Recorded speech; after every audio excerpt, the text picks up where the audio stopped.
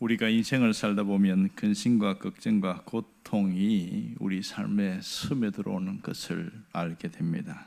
할 수만 있으면 평안하게 살고 싶고 할 수만 있으면 행복하게 살기를 원합니다. 하지만 우리 바람과 달리 우리에게 예기치 않은 일들이 일어나면서 마음에 고통과 슬픔과 아픔과 고난이 우리 삶에 들어올 때 너무너무 힘들어합니다. 그럴 때마다 사람들은 고통과 고난을 이겨보려고 상당히 애를 씁니다. 이겨야 사니까요. 그러나 이것이 이길 수 없고 감당할 수 없게 될 때에 대부분 많은 사람들이 체념하는 것을 보게 됩니다. 그래서 이 많은 것들이 팔자 때문에 그렇고 내 죄 때문에 그렇고 운명으로 받아들이는 사람들이 생각보다 많습니다. 어떤 분은 자기 인생이 하도 펼치지 않다고 그러니까 어릴 때 부모님이 자기 이름을 어느 절에다가 입적을 시켜놨어요.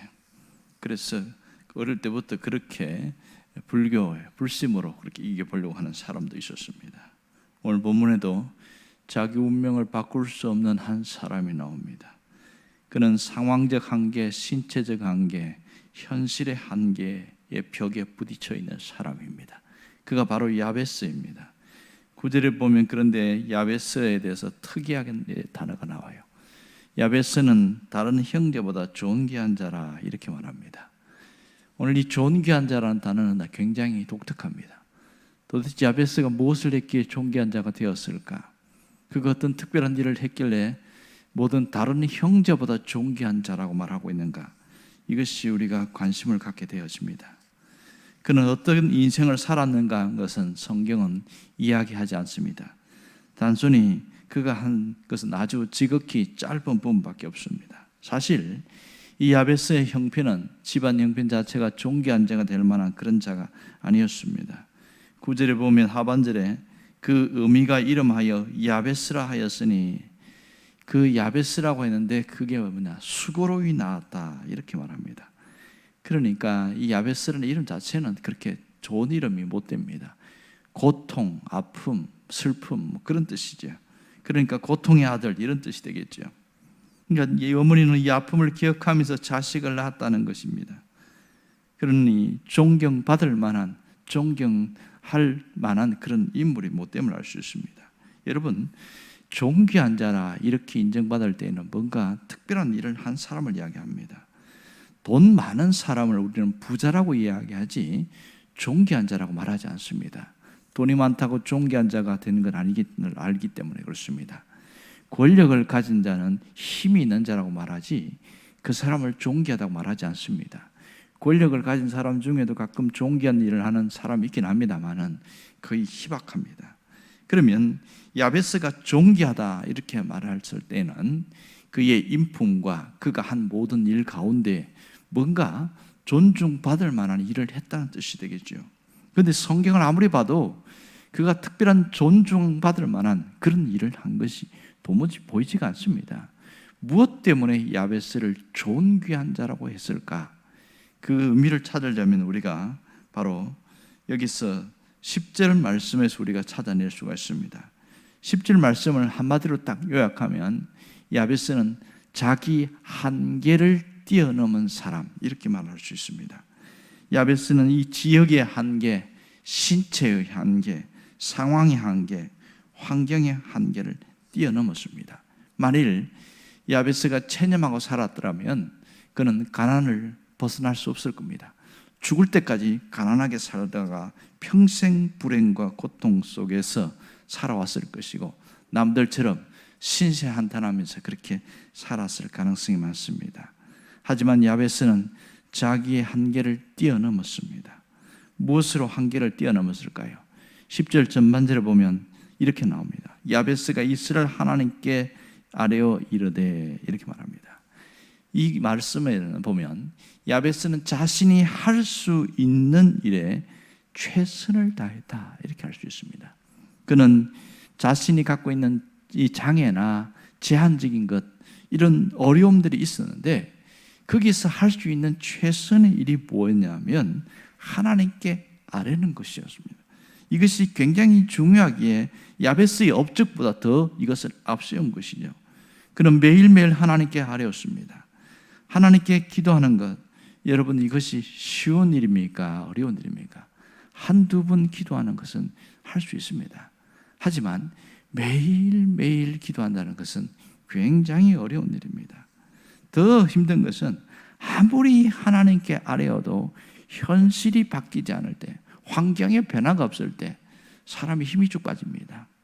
아무리 하나님 앞에 아뢰어도 내 삶이 전혀 나아지지 않을 때 포기하고 싶은 마음이 들 수밖에 없는 것이죠. 그럴 때 우리에게 뭐가 찾아옵니까? 절망감이 찾아옵니다. 기도해도 안 되는구나. 아무리 해도 하나님 응답하지 않는구나. 그런 마음이 밀려옵니다. 옆에서 누군가가 한번 불을 지르면 그 여지없이 무너져 봅니다. 그거 봐라. 기도한다고 되는 게 뭐가 있냐? 그 한마디에 완전히 무너져 버립니다. 하지만 야베스는 주변의 상황에도 아랑곳하지 않았고 그는 무너지지 않았습니다. 주저앉지 않았습니다. 그는 현실이 바뀌지 않았는데도 포기하지 않았고 절망하지 않았습니다. 그걸 어떻게 할 수 있습니까? 10절 하반절에 보면 이런 말씀이 나옵니다. 그가 구하는 것을 이렇게 말합니다. 그가 구하는 것을, 이 히브리어가 아쉐르 아샤알 이 말인데, 이 말은 한두 번 기도한 것이 아니라 지속적이고 반복적으로 기도했다 이 말입니다.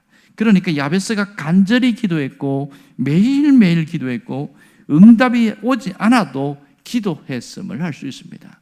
주석가들은 이 부분을 놓고 뭐라고 해석했냐면 성숙한 기도의 결과임을 강조하는 말이다 그렇게 말합니다. 그가 구하는 것을, 그가 잘한 건 뭡니까? 자신의 한계를 뛰어넘기 위해서 할 수 있는 일에 최선을 다한 거죠. 그는 할 수 있는 것이 기도밖에 없었기 때문에 목숨 걸고 기도했습니다. 이 점이 우리와 다른 점이라 할 수 있죠. 그는 하나님을 전적으로 믿었기 때문에 가능한 일인 겁니다. 하나님의 전능한 능력을 온전히 믿었기 때문에 가능한 일인 겁니다. 그는 어떤 상황에서도 끝까지 하나님을 신뢰했습니다. 포기하지 않고 간절히 그렇게 하나님을 찾는 것이 하나님께 아뢰어 이르되, 이 한마디로 정리된 것입니다.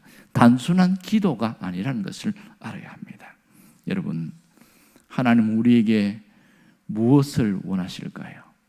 야베스처럼 너도 그렇게 살아라. 하나님이 원하는 것은 이겁니다. 내가 할 수 있는 일에 최선을 다하라는 겁니다. 내가 할 수 있는 일이 아무것도 없고 기도밖에 없으면 거기에 목숨을 걸라는 것이지요.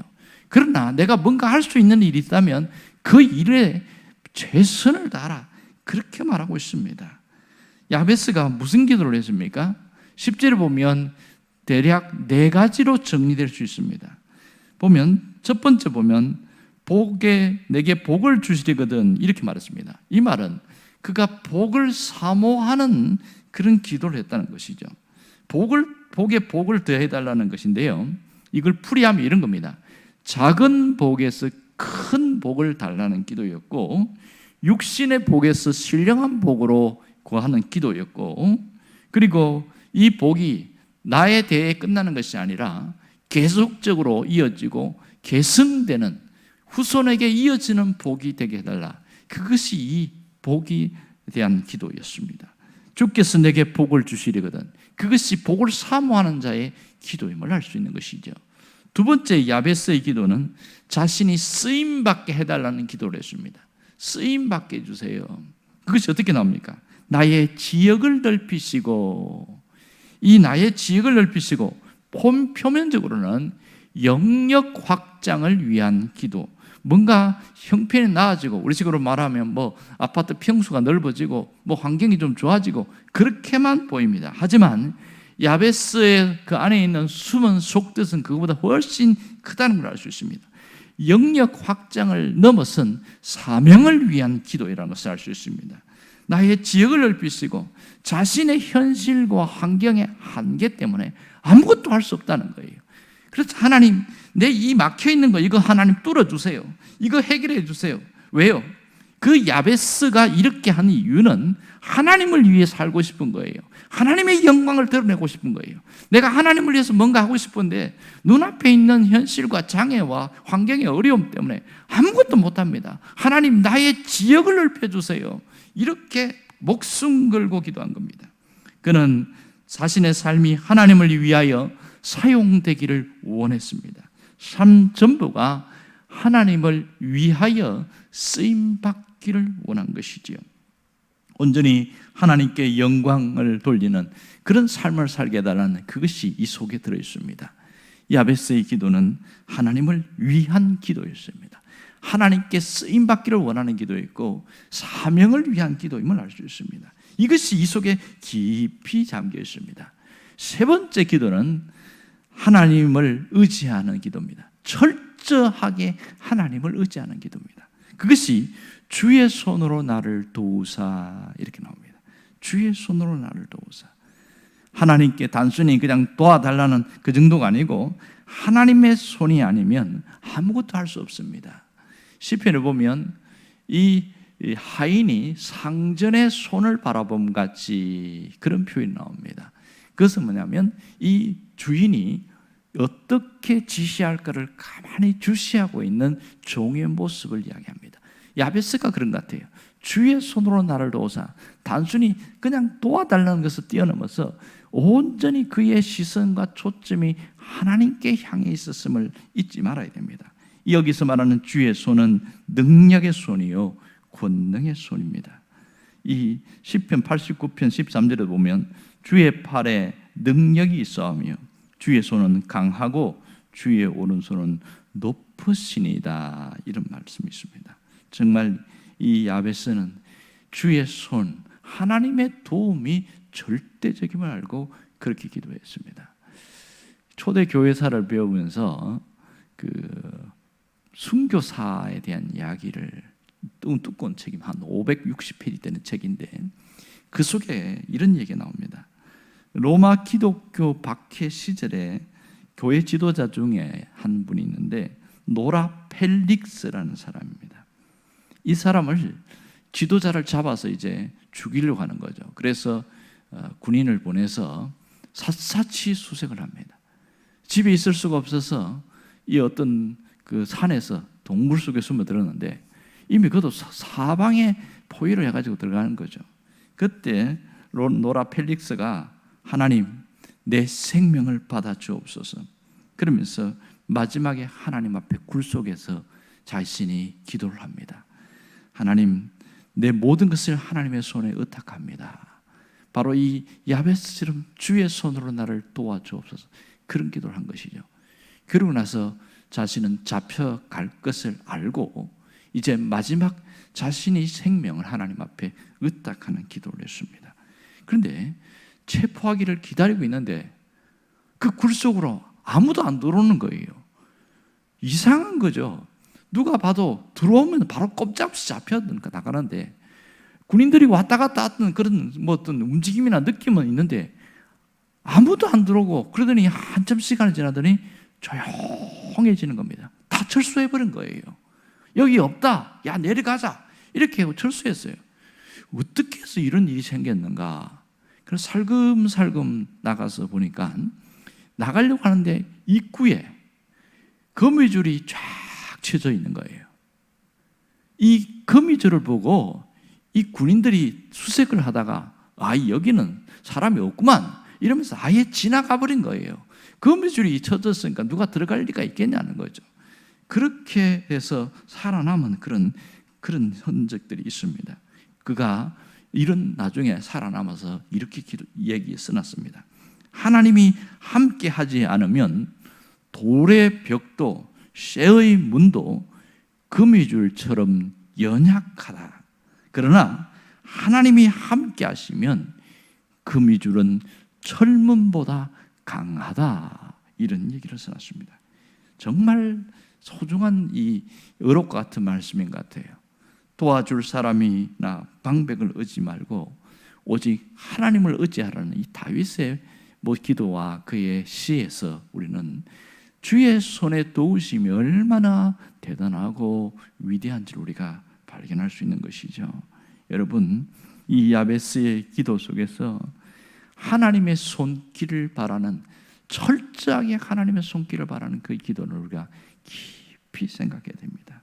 마지막 네 번째는 행복을 위한 기도였습니다.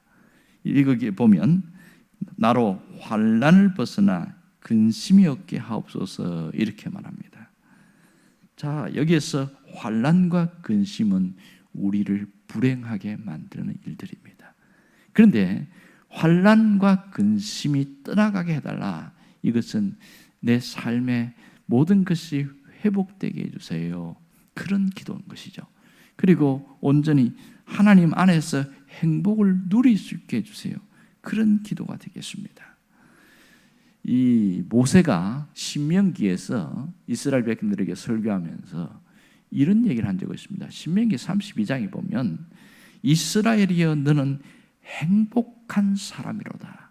여호와의 구원이 너 같은 지 얻은 백성이 누구냐 이러면서 이야기합니다.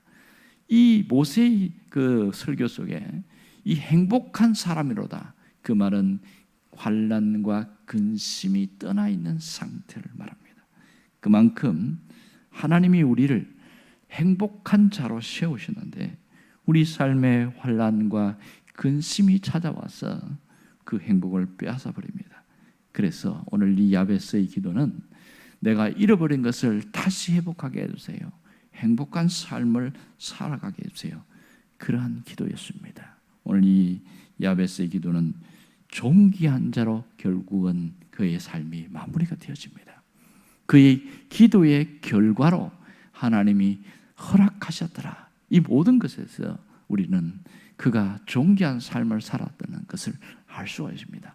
그의 업적과 그의 행적보다 더 중요한 것은 야베스가 어떠한 자세로 살았으며 어떤 기도를 했는가, 그것을 더 부각시킨 것은 바로 이것 때문에 그렇습니다.